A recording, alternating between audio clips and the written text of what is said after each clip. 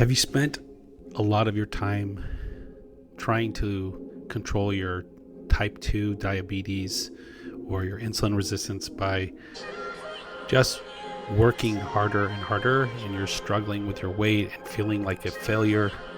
You are not alone. This is a common scenario, and a lot of times, like most objectives, there needs to be rethinking of strategy or questioning of the existing strategy to break through and finally get the results that you're looking for. This is Dr. Adam Rendy. Welcome to this episode of the One Thing podcast, and I bring on Sami Inkinen, the CEO of Virta Health, to talk about type 2 diabetes and obesity in this country.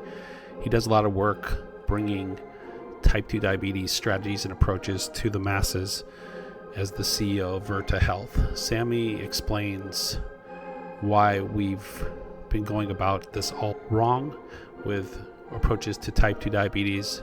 He'll share some science behind his approach with Virta Health, approaches to nutrition that's helping to reverse type 2 diabetes, helping people lose weight, and helping people get off insulin. I think this will be a good episode to navigate all the information that's out there and give a view of a potential strategy to help with insulin resistance and type 2 diabetes. So without further ado, I welcome you to the next episode of the One Thing podcast.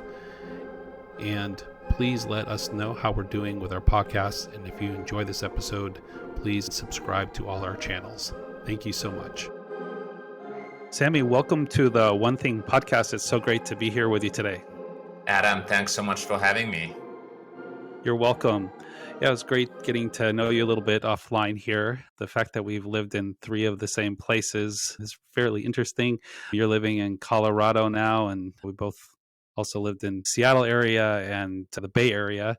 How have you found living in those different regions? Which one's your favorite so far?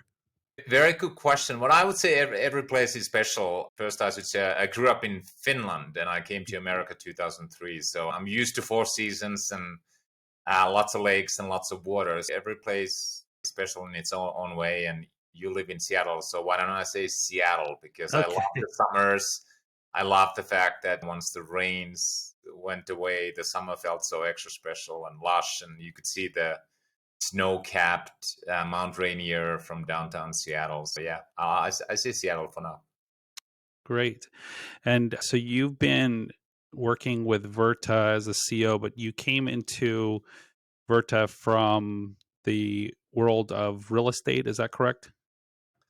Yeah, I would say technology. And if you don't mind, I'll just very briefly share. So obviously one of the co-founders of Virta Health, but in terms of background, because as I explain my background, it may sound like, wait, what are you doing in healthcare? So I grew up in Finland, as I mentioned, as a physicist, which was my formal training. And I started my career in a nuclear power plant, which obviously has very little to do with healthcare. So that was my first real job. But technology and software was always something I was interested in. I got into computers very early age. So I would say software was the trade or the tool in my back pocket. And then when I came to America 2003 and moved to San Francisco Bay Area, or Silicon Valley, as we techies like to say, I should say.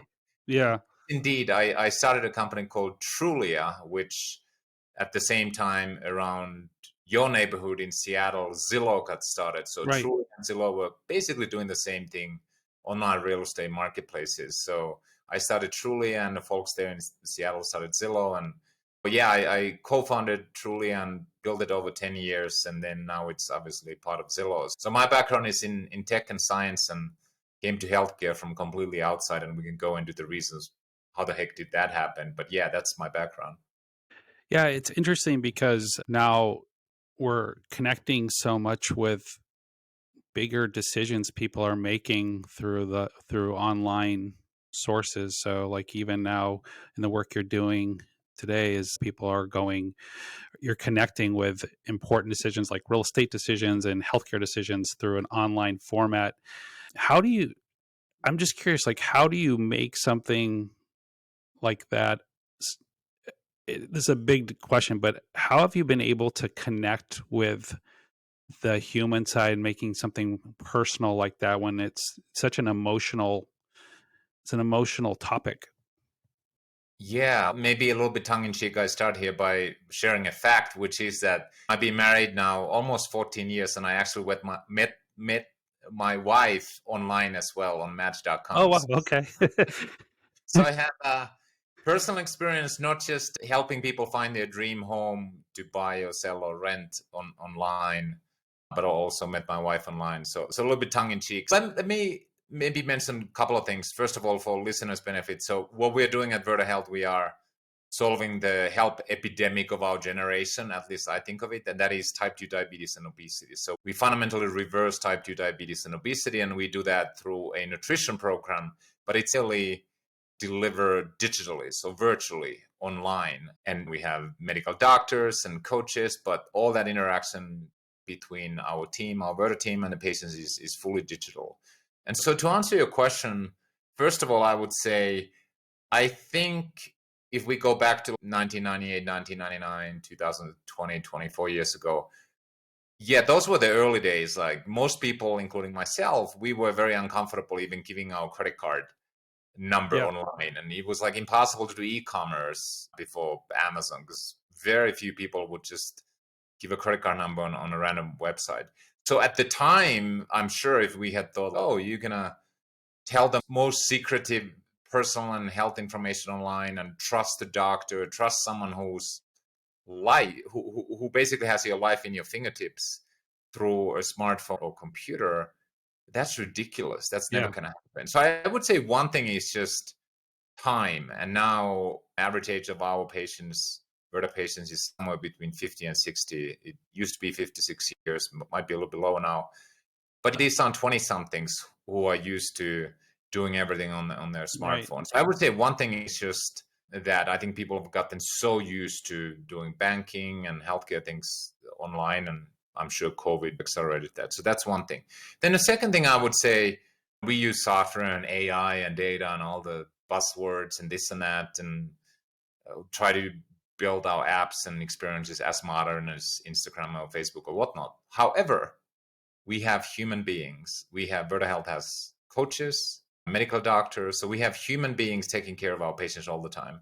And we are very clear when it's human and when it's software. And I think that's one of the superpowers that AI, artificial intelligence, may never or may take a very long time can overtake. And that's empathy, an Right. ability to connect with another human. So it is possible to have that sort of human to human relationship online and digitally. And I think that's a key part of being able to deliver the experience and the outcomes that we've delivered in reversing diabetes and delivering sustainable weight loss.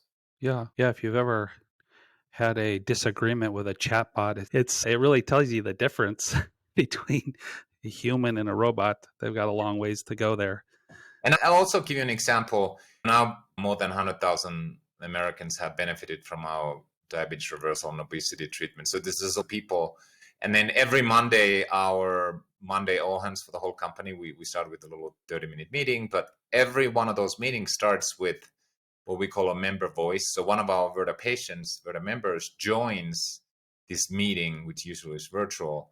And oftentimes we ask, just if you want to share, why do you think you've been able to either reverse your diabetes or lose a lot of weight when, let's be honest, we've all, almost all of our patients have tried 5, 10, 15 things over 10, 15, 20 years, and they've failed with everything.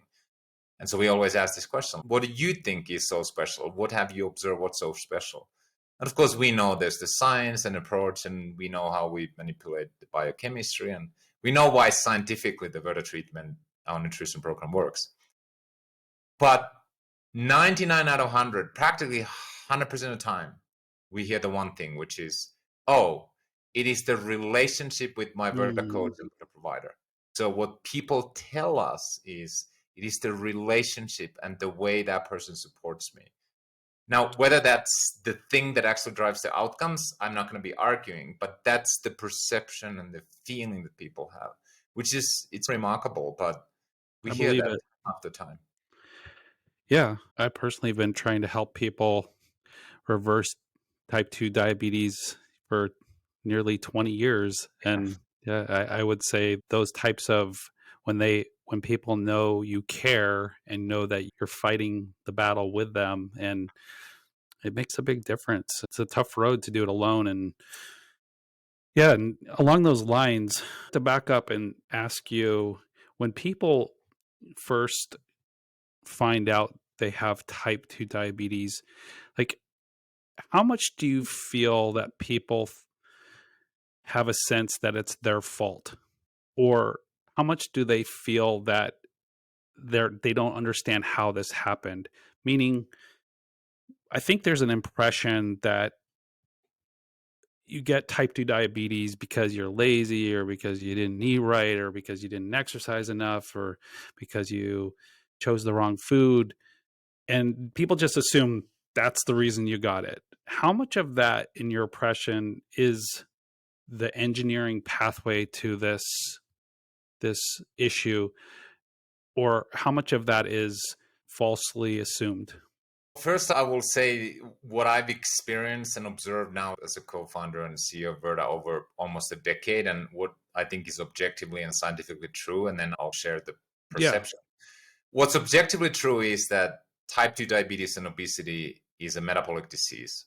right, That's it. Nobody wakes up on a Monday morning and say, or whichever day, and say, "Hey, I'm gonna eat and gain 100 pounds and develop type 2 diabetes." right, Nobody. I have not met a single one of our members who hasn't tried to fight against their metabolic disease, yet time after time they failed.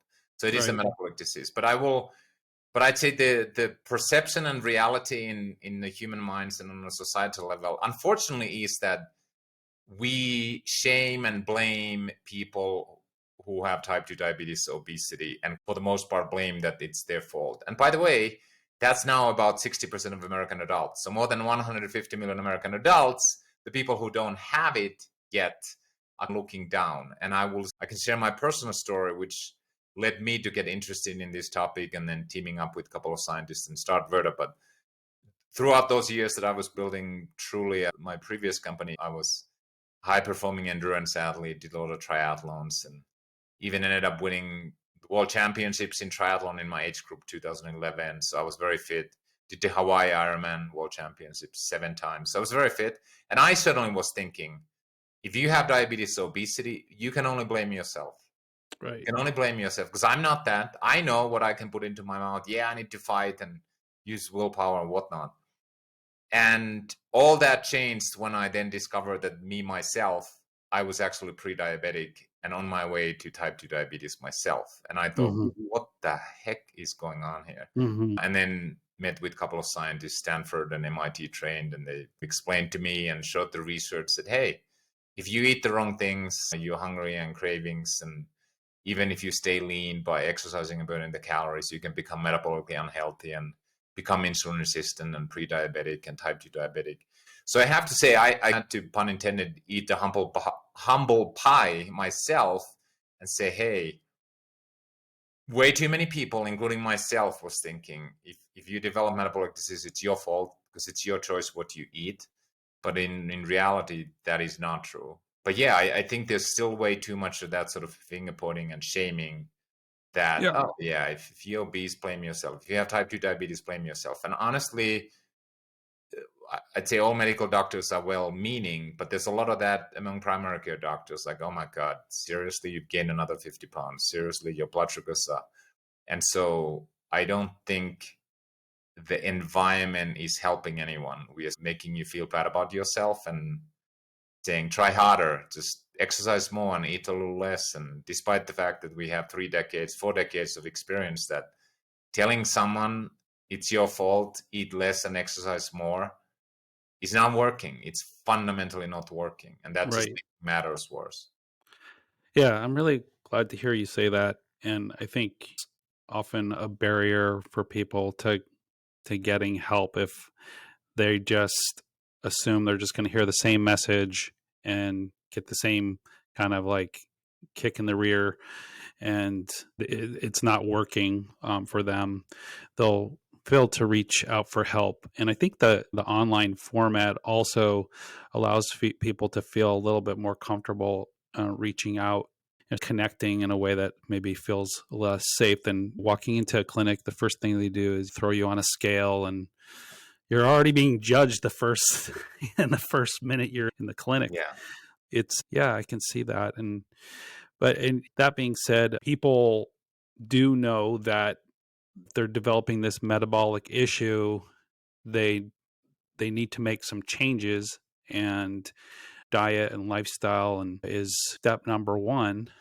Is there, from the old days of the research for type 2 diabetes, was there a flex that Virta saw that needed to change, that was not working in the kind of basic guidelines, that you saw like an opportunity that might be more successful? Yeah, they have, quite frankly, the entire foundation and reason for starting Virta was to fundamentally change the paradigm in type 2 diabetes care.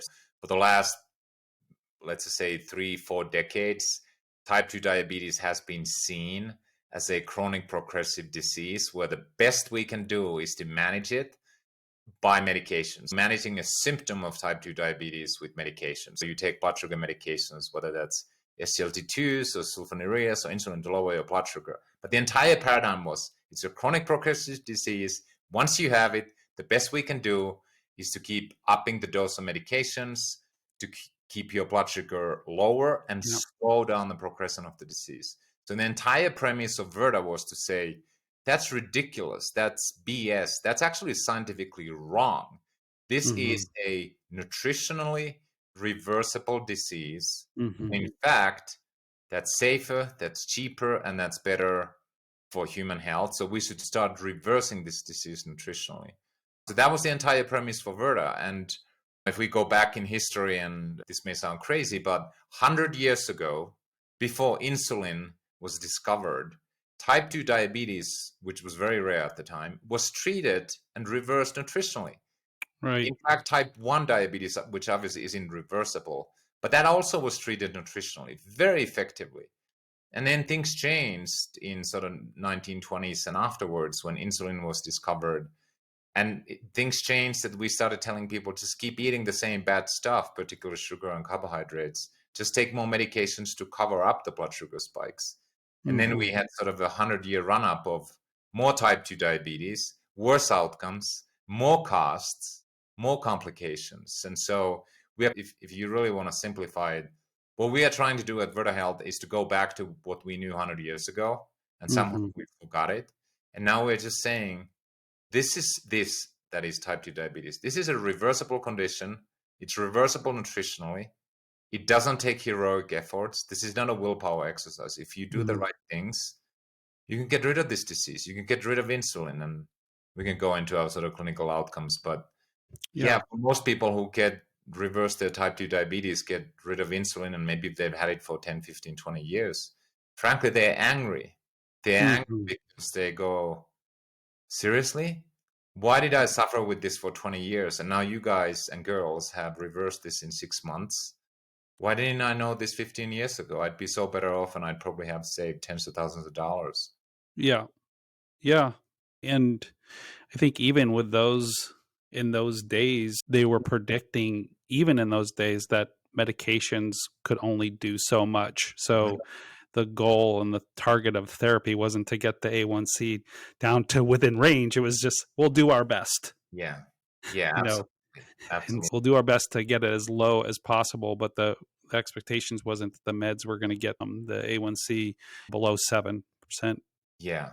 And so I was going to add, it's almost embarrassing how badly in the United States and in all developed nations we've addressed type 2 diabetes. We're spending the total cost is somewhere between 300 and 400 billion a year in America alone addressing diabetes. And what we have to show for that annual spending over the last 3 decades is we have more people with type 2 diabetes, higher percentage of people have type 2 diabetes. The total cost of treating diabetes has gone up. The cost per person treating type 2 diabetes has gone up. And on top of that, you might say, but the outcomes may have improved. Actually not. There was a large-scale study published in JAMA, which is a very respected peer-reviewed publication, 2019. And the conclusion was, over the last decade in the United States, the type 2 diabetes outcomes have not improved. Hmm. Like, Okay. it's ridiculous, which is basically, this is just a long way of saying the current approach of treating type 2 diabetes as a progressive disease, only treating the symptoms, that is high blood sugar, with medications, is fundamentally not working. It's complete waste. And so Yeah. we have to take a better approach, which again is to reverse it nutritionally. Okay. So let's talk about the nutrition a little bit. Just from a philosophical standpoint, there can be some arguments about there's different roads to get to good glucose control. And is it fair to say that it it that there can be different ways to get the same results? However, individually it's different based on the person, meaning people are going to respond different to different dietary strategies and people are going to comply to different strategies differently. Yeah, first up front, I want to say, while I have 2 master's degrees, I'm not a medical doctor, and I don't play one on the internet. So I will Yeah. be very careful what I say and try to be very evidence-based, and what I Yeah. will say next will back up with data. First, I would say, whatever works for someone, go for it. It's good for you, nutritionally or otherwise, in addressing type 2 diabetes. But in terms of data that we've published and peer-reviewed from Virta, I would say 2 things. One, individualized carbohydrate restriction, so lowering carbohydrate intake, has been incredibly effective and certainly a tool that works. And I will say this, we have been able to show that it works with everyone who has type 2 diabetes, Hmm. which is caused by insulin resistance. And I'll just give you example data points. 94% of our patients at 1 year who come on insulin have it either completely eliminated or reduced.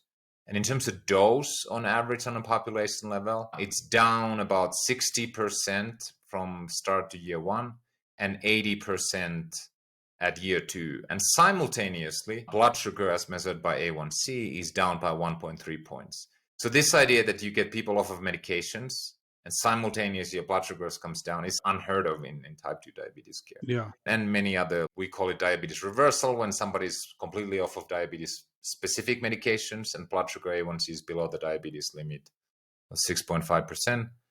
A1C, so 60% of our patients reach that at 1 year in our prospective clinical trial. So that's one point I would say, that in light of our evidence, individualized carbohydrate restriction works incredibly well in improving and reversing type 2 diabetes. The second thing I would say is, there is this debate by scientists and clinicians that is it about, say, the carbohydrate intake, or is it weight loss? And what I will say is that there's a very heavy degree of correlation. So patients lose weight and they achieve glycemic control. And typically it's the more weight they lose, the faster, the better glycemic control. So there is a very high degree of correlation.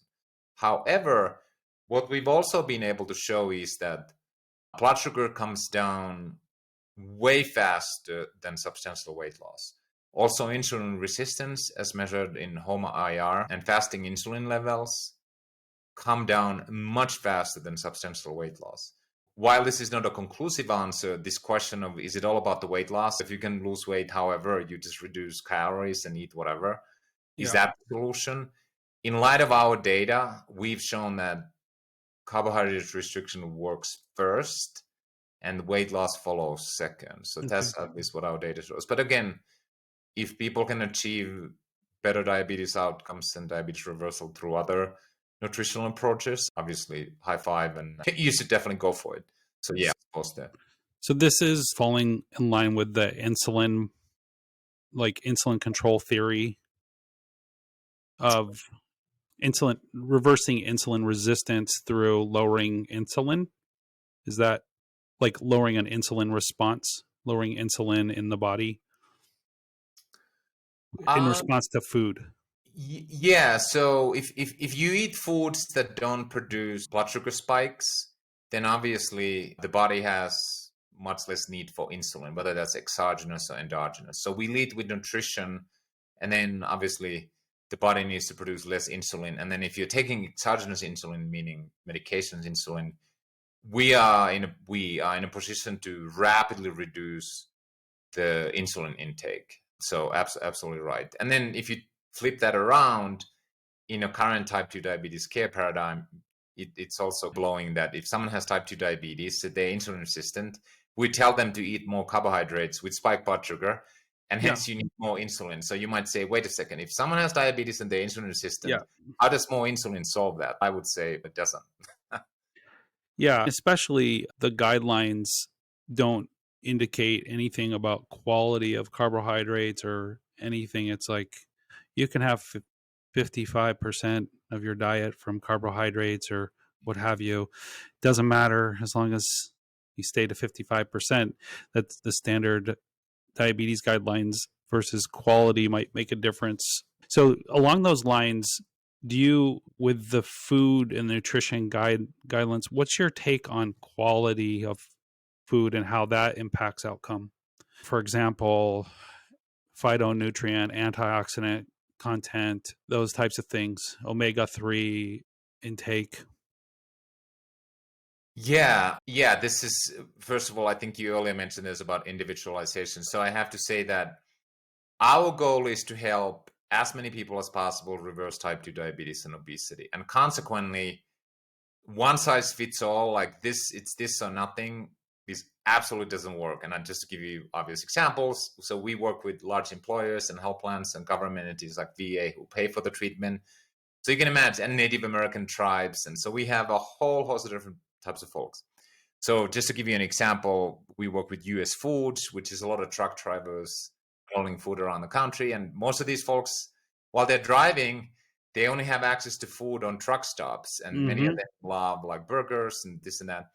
If you tell someone who eats meat and burgers 7 days a week, you need to become a vegetarian and only eat steamed spinach, they're going to run to the hills and say, goodbye, this is not for me. And vice versa. If there's a vegan person and you tell bacon and eggs for breakfast every day, they're going to be like, okay, this is not for me. So that's not what Virta. So you can be a vegan vegetarian, we can reverse your diabetes. You can love burgers, we can reverse your diabetes. Nice. We work with Native American tribes, and oftentimes these folks, they work in casinos. They only have access to casino food. So we have to be able to individualize around what food they have access in casinos. Then we have stay-home dads or stay-home moms who might shop at Whole Foods. They cook at home for themselves and their family. Now, obviously, we could give a whole different level of recommendation for them. So to answer your question, number one, super high degree of individualization is absolutely needed to be able to help quote-unquote populations or masses. Yep. One. Second thing is, certainly we have a hierarchy of priorities. And so now it would be amazing if everyone could eat organic vegetables, grass-fed beef if they eat beef and red meat. But not everyone has access to those. Not everyone is also economically in a situation where they can shop organic vegetables and grass-fed beef and this and that. So we always approach in sort of order of priorities. For example, if we need to reduce your carbohydrate load, you literally eating at a burger joint, we say, all right, let's switch the Coca-Cola to Diet Coke. Is that optimal? Not, but if that's what you want, let's do the Diet Coke so there's no sugar. Let's still order the burger, but let's replace the buns with lettuce. And by the way, ketchup is pure sugar, so let's try to not have ketchup, maybe just mustard instead. So that's an example of customizing within the context. And then there's another person who's, yeah, I shop at whatever, Whole Foods every day. It's like, fantastic. Let's keep buying the organic vegetables and we'll love it. So that's the way we think of the pyramid or hierarchy, that we just can't go to the tip of the pyramid, the perfection, and that's fine. We can reverse your diabetes literally on a fast food restaurant diet. Now, that is not the healthiest, but it's still better to reverse your diabetes than have the diabetes thriving and with all the complications that come from it. So that's our approach that we take.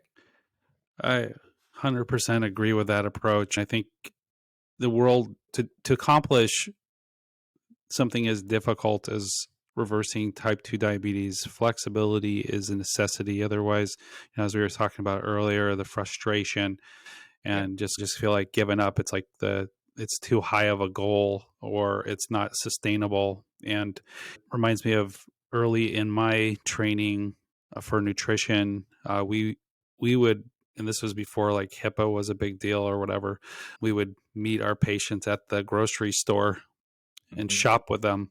Don't walk around with them and see what they pick up and talk with them about what they're eating and what they're choosing and talk about alternatives.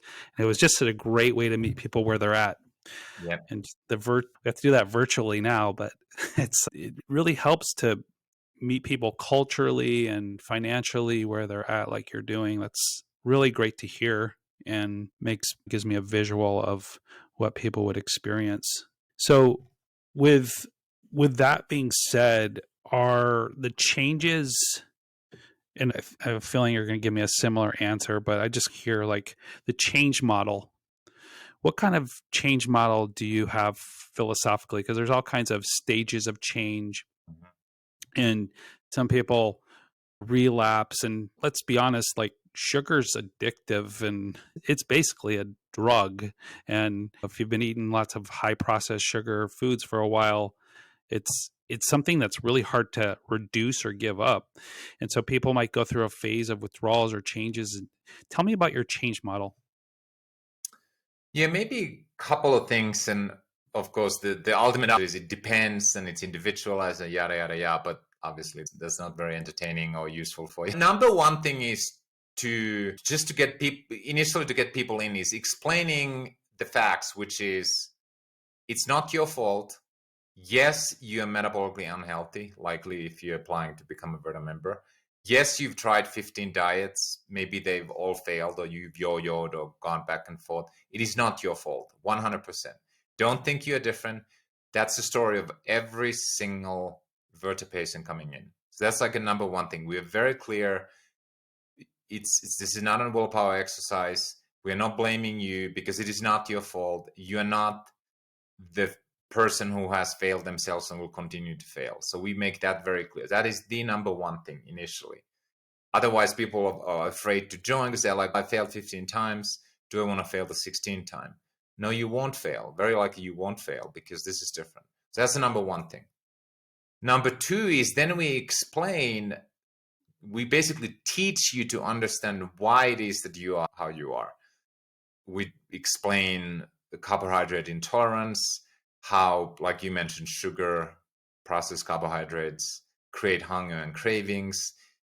We explain I'm lactose intolerant, grew up in Scandinavia, so I can't have lactose. It's very easy to understand. I drink milk, my stomach hurts, right? But most people don't understand that what carbohydrates do to their body. So we explain, like, when you eat this, you're hungry 45 minutes later and you're packing fat, you're gaining weight, yet you're still hungry. You're carbohydrate intolerant. We explain it.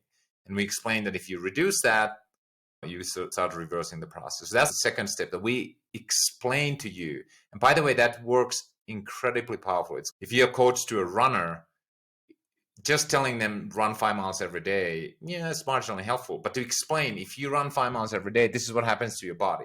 The reason you have to work out, take a day off, is because your body super compensates. When the athletes understands why and how, they're much more bought in. So that's the second thing we do. And then the third one is obviously the changes. And obviously we try to meet our patients where they are. We set the date when they start changing nutrition. We discuss whether they can affect their nutrition themselves, so if someone else is cooking at home and so forth. But we define and decide when they start. That's the third step. And then fourthly, once we actually start the nutrition change, to the extent possible, we actually change things very quickly at once so that we can change your biology as quickly as possible. Now, that's not always possible, and it's fine, and we can work Mm-hmm. around that. But what we try to avoid is, just to use an analogy, like you said, sugar is addictive. Let's just take tobacco as an example. Some people may be able to stop smoking by reducing from 20 cigarettes a day to 18 to 16, but freaking you addicted to tobacco all the time, versus saying it's going to be hard, but we're going to stop on Monday morning, 8 a.m. and you're going to suffer for 3 days. but then you get rid of the nicotine and you're out. So to the extent it's possible for the person, we usually fix your nutrition like that so that your hunger and cravings disappear in hours or days rather than slowly but surely suffering for a month. That's a little bit of, and then again, high degree of individualization. There's a human support by medical doctor, by a coach that kind of support that. But those are the initial 3 or 4 steps that we take. That's so great. Yeah. Yeah. I think the person with type 2 diabetes, that's often a it's a journey that doesn't have a lot of sympathy from the public. And versus if someone's going through cancer therapy, or they broke their leg, or there's some like obvious illness or disability going on, not that we need that, but a little bit of compassion and sympathy does really help, and humanness, and that can really help you feel like connected to others, and helps you get through tough times. But like the type 2 diabetes patients, people have no idea what they're suffering with or what they're scared about. Yeah. Can you comment about their kind of, it's like a private battle? Yeah, absolutely. And if I just repeat the kind of the perception that we have in a society still too much, which is completely wrong, absolutely wrong, is the following. Oh, you got cancer. Oh, you got so unlucky. You are a wonderful human, but you got so unlucky. So unfair, unlucky. You just got dealt the bad hand. But if you are suffering from type 2 diabetes, obesity, it's like, oh my God, you loser. You Right. can take care of yourself. That is still the narrative in most people's minds. That is not true. That is wrong. That's scientifically, objectively wrong. And by the way, there's more than 100 million Americans now with prediabetes or type 2 diabetes. You had obesity, it's more than 150 million. So it's not 50 million Americans just suddenly got lazy and stupid. That is Sure. not true. But as a result of that narrative, people have a lot of shame. They don't want to talk about. They don't want to be shouting from the rooftop, I have type 2 diabetes. They don't like to tell that to their colleagues. There's a ton of shame, which in no way is helpful in healing or even reaching out for help. So there's a lot of that. And this is why, like, when somebody comes to Virta and applies first, we always upfront, we are like, you have metabolic disease. Here's why. Here's what's happening in your body. It's not your fault. And by the way, there's 150 million plus other Americans and billions globally who are suffering from the same thing. And just to put the punchline, if anyone's listening, isn't it like ultimately it's your fault? No, it's not. The default food environment that we have and the default food science and knowledge that we have is absolutely completely wrong. We've been told the wrong thing for decades. Like, just to be very specific, Yeah. you go to a standard average hotel, or even look at some of the nutrition guidelines, frankly, from the government. This is what we tell people to eat every day, every morning. Cereals with skim milk, with jam, with the bagel and orange juice. Let me tell you what that is. That's called developing diabetes. Yeah. We're telling people to eat basically pure sugar or food items that turn into sugar in a matter of seconds or minutes. So literally, Exactly. orange juice, white bagel, cornflakes with some sugar and jam, that is literally the worst thing you can do to your body. Yet, that is what you get in even a nice hotel for breakfast. That's what some government officials still recommend as a healthy, low-fat diet or breakfast. Yeah. That is completely wrong. And we poisoned a couple of generations of people. And I'll tell you one more example. So I have 2 little daughters. A few years ago, when my wife was in the hospital delivering, I was just looking at the fridge. I'm like, what's here in the fridge?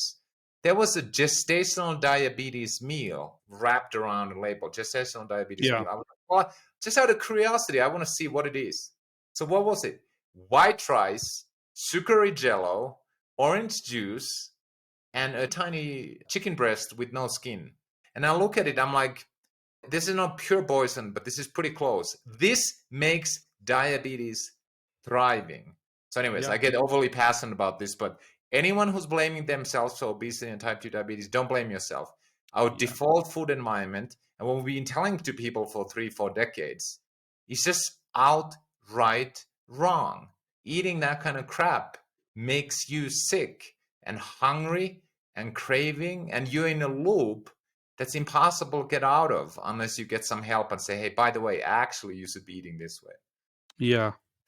Yeah, exactly. I'll throw one in here as well, as if you ever stop by a food bank or the most affordable stuff or the white breads, and the stuff that's most available is the chips, the crackers, the cookies, the baked goods, the cinnamon rolls. There's no eggs, there's very few protein sources. It's all floury processed carbs that's free and available to people who can't afford to eat. And so that's what we're providing to people. And yeah, I hear you. I really, it's such a healthy attitude, because so many programs I've seen, and I want to get into one other topic before we wrap up, but so many programs I've seen over the years want to make people be a certain way, be like me, and everything will work out. And I think it's there's a sexiness to it and everything like that, but it ends up being so frustrating for people. And to see what you're doing is a flexible model that is based on science, but still you're using more of a public health view, is really refreshing. So thank you for doing that. Before we wrap up, I want to get into one really important topic, and that's the GLP-1 agonists, because I think these have really come on the scene. And for a lot of people, and doctors included, are really excited about the outcomes and the possibilities of these medications in helping get better blood sugar control, weight loss, lower cholesterol, and lose weight. And so I just curious, how's that changed what you do? Have you seen this as complement? Have you seen it distort the message? Have you seen people fall back and not be considering nutrition as much as a foundation, since these have been getting so much press? Yeah. First of all, on a high level, these GLP-1 drugs like Ozempic, which is probably the brand name most people know, has been a huge tailwind for Virta and our business, and helping people with type 2 diabetes and obesity, which may be intuitive. But to explain that just a little bit, first of all, yes, GLP-1's approved for addressing obesity is a new thing, about 2-year-old thing, and the first bigger brand name that was approved was Wegovy, which is the same drug as Ozempic, but approved for treating obesity. But the GLP-1s themselves are not new drugs. So the first one was approved for addressing type 2 diabetes, 2005. So we have almost 20 years of experience using GLP-1s for addressing type 2 diabetes. And just to make an obvious statement, has diabetes gone away? Is everyone with type 2 diabetes skinny and lean? No. So clearly this drug did not solve type 2 diabetes, did not solve obesity among people with type 2 diabetes.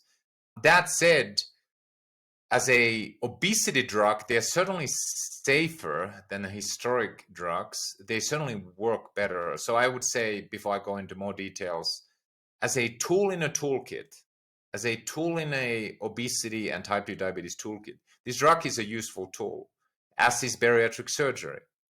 But as is bariatric surgery, it wasn't the magic pill or magic knife that solved obesity. GLP-1s like Ozempic will not be the magic pill or magic injection that will solve obesity. And I'll give you a couple of reasons why. And it's not just the cost. First of all, these drugs absolutely, for most people, affect how much you eat, but it doesn't change what you eat. Right. And unless you address the what you eat, which is what we do at Virta, for example, you will not get fundamentally healthy, and you will regain your weight once you come off of these drugs. And the available evidence from PBMs, pharmacy benefits managers, and health plans who've looked at what percentage of people want to stay on these drugs or can stay on these drugs is less than 27% who start on GLP-1 like Ozempic stay on it even at 1 year. And the moment people come off, weight regains. And so, again, useful tool in a toolkit, but it only changes how much you eat, not so much what you eat. And so you fundamentally have to address the nutrition in order to deliver sustained results, in order to have an off-ramp off of these drugs. And by the way, we just published a peer-reviewed paper that if you manipulate the nutrition again appropriately, you can get people off of Ozempic and maintain that weight loss. But that would be, so like most things in nature and medicine, the truth is somewhere in the middle. So useful tool. There's reasons to be excited about these GLP-1 drugs, but this idea that you just keep taking it forever and you stay happy, lean, and healthy is not true. You have to address nutrition as well, or otherwise you don't have sustained results. Mm-hmm. Yeah, and I think that's a great message when anybody's launching into taking Ozempic or Mounjaro or something similar, is that it's a way to bridge. Here's where you're starting. Where do you want to end up with your diet and lifestyle? Even things like sleep, resistance training, nutrition, alcohol intake, all these other things that you can adjust and levers that you can pull or push to get to this goal of reduced metabolic inflammation. I think if you have that end game in mind, then when you come off it, it's been a bridge. Yeah, absolutely. So this has been really helpful. I'd love to wrap up with some just take-home points, and then anything you'd like to share about Virta, about how people can connect with you, and sort of anything that you guys are doing right now that you'd like people to know. Yeah, absolutely. That's a broad question. Well, take home, maybe there's one or two things to say. I will say, and again, I try to only say things that data backs up and I can stand behind. I would say, number one, if you are suffering from type 2 diabetes or obesity, no matter what you may have heard or read, it is not your fault, yet these are also reversible conditions with nutrition, and it is not a willpower exercise. That's number one point. Metabolic disease is reversible with nutrition, and it's not your fault, and there's a way to do that safely and sustainably. And then a second point, just on Virta note, our goal is to make type 2 diabetes reversal and obesity reversal treatment completely free for anyone in America living with it. And the way we are accomplishing that is we work with employers and health plans and government institutions like the Veterans Administration who pay, and it's literally free for individuals. So if you are interested in what you heard and learn more about Virta, Google Virta Health or go to Virta Health website, and most likely or hopefully you can get free access because your employer health plan is paying. And so you can check out Virta if that's interesting. So yeah, maybe those 2 points. Excellent. Thank you so much. We really appreciate this. Was a really enjoyable conversation and very inspiring. Yeah, thanks so much, Adam. Thank you so much for tuning into this week's episode of the One Thing Podcast. Please share these episodes with your friends, loved ones, colleagues, patients, healthcare providers, anyone who you feel might benefit from hearing these informative interviews. We tend to learn best from people sharing things with us. That's often the first time it's introduced. So don't hesitate if the content of these episodes reminded you of someone that might benefit from it. Forward the episode to them, and I'm sure they'll either appreciate it or be appreciative that you've thought of them. So once again, we'll look forward to seeing you next episode on the One Thing Podcast. And again, much appreciation for you being here with me.